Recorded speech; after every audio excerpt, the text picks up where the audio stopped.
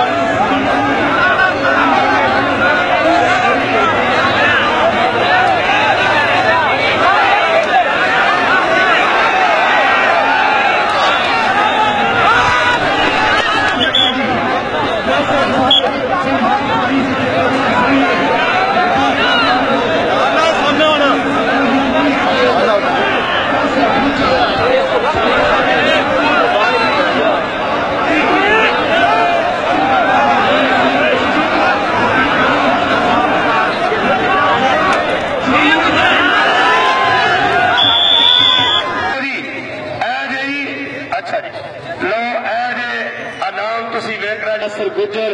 और अज दे इस अपने साढ़े अज के मेहमान मौसम इस नौजवान को 10,000 रुपया और ट्रॉफी